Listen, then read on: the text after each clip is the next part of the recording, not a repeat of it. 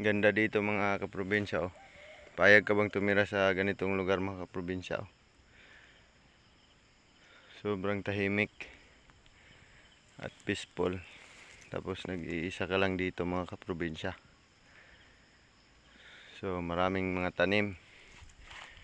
Pwede kang pumitas kahit anong oras. Tulad ng mga mais. Oh, ang laki ng mais dito mga kaprobinsya. Dito sa akin mga kaprobinsya.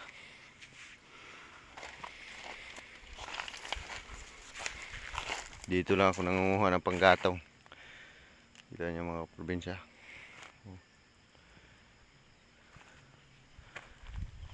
Sobrang ganda dito mga kaprobinsya. Payag ka bang tumira dito mga kaprobinsya? Oh. Tahimik na lugar. Pwede kang magparami ng mga hayop. Kasi walang mga kapitbahay. Malayo sa mga magnanakaw. At mga inggiterang mga kapitbahay.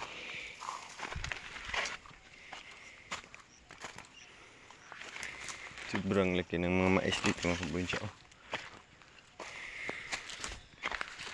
Oh.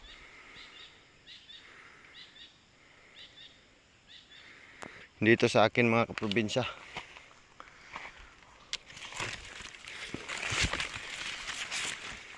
Dito lang ako dumadaan mga kaprobinsya. Tingnan niyo mga kaprobinsya.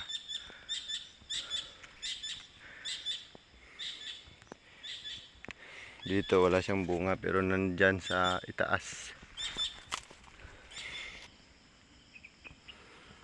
Tingnan niyo to mga kaprobinsya oh, ang ganda. Ganda, kitang-kita yung view. Dito tayo mangunguha ng panggatong sa ibabaw, sa itaas ng bundok. Alam nyo naman mga kaprobinsya, pag dito ka sa probinsya, bihira ka lang gumamit ng gasol. Kasi wala kaming gasol.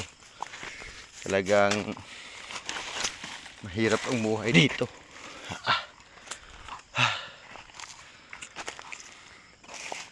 So dito tayo mangunguha mga kaprobinsya.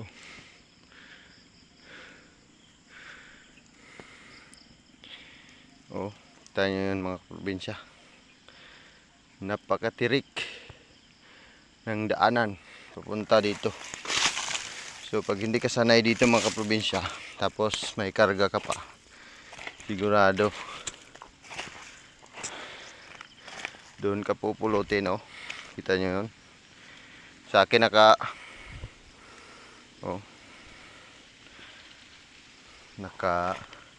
tsinelas pa ako. Ano, ganda ng view dito mga kaprobinsya oh. Pag dito ka tumira mga kaprobinsya, sigurado malayo ka sa mga inggit. Problema lang dito sa probinsya mga yung pagkain. Kasi ay yung pera, hirap ng pera hanapin. Pero pagkain sakto. Tulad nito, oh, may malunggay. Tapos yan, yun, balanghoy. Ito, oh, diba? Dito ka sa probinsya, siguradong hindi ka talaga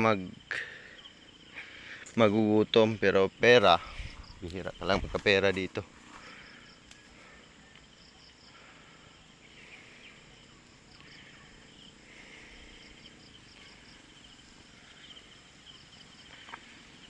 No, di ba?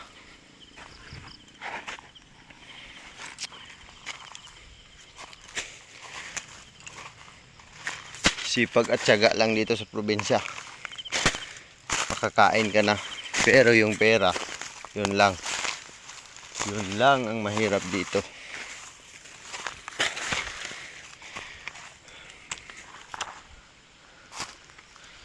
Kasi dito sa probinsya sanay ang mga taga-bukid ng mga pagkain na simple. Kita nyo yung mga probinsya oh. So, ang layo na natin.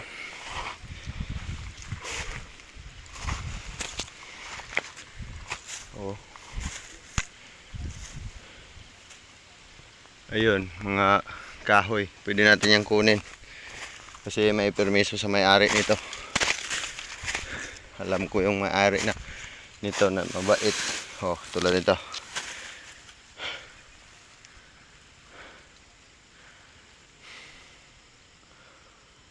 Doon, no, marami.